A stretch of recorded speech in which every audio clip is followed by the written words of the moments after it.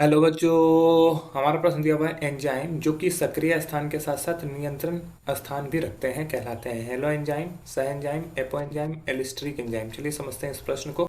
इस प्रश्न की मुख्य अवधारणा की बात की जाए तो मुख्य अवधारणा में हमें ये समझना होगा कि एंजाइम क्या होता है। ठीक है, एंजाइम एंजाइम एक तरह का क्या है, उत्प्रेरक है। ठीक है, एंजाइम एक तरह का क्या है, उत्प्रेरक है। ठीक है, बायोलॉजिकल उत्प्रेरक इसको बोलते हैं। ठीक है, तो ये एक उत्प्रेरक की भांति कार्य करता है। तो कुछ एंजाइम ऐसे होते हैं जिसमें सक्रिय स्थान के साथ साथ नियंत्रण स्थान भी होता है। नियंत्रण स्थान क्यों बन जाता है और कहाँ बनता है, तो नियंत्रण स्थान बनता है एलोस्टेरिक एंजाइम में।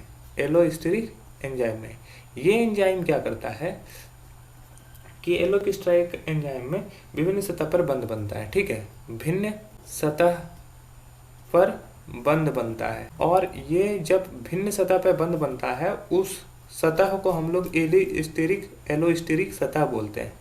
एलोस्टेरिक सतह कहलाता है। ठीक है, और एलोस्टेरिक सतह जब बनता है तो वो क्रियाधार की क्षमता सक्रिय सतह के लिए कम हो जाती है। तो वहां पर जो भी क्रियाधार है उस क्रियाधार की क्षमता सक्रिय सतह के लिए कम हो जाती है। सक्रिय सतह के लिए कम हो जाती है। तो इसके साथ साथ क्या होता है, सक्रिय स्थान तो रखता ही है, साथ साथ में वो जब जहाँ पे कम होता है सक्रिय स्थान, क्रियाधार की क्षमता जहाँ पे कम हो जाती है वो नियंत्रण स्थान भी बन जाता है। तो ये दोनों जो स्थिति रख सकता है वो कौन रखता है, एलोस्टेरिक एंजाइम रहता है। अन्य ऑप्शन गलत हो जाएंगे। आशा है यह प्रश्न आपको समझ में आया होगा। धन्यवाद।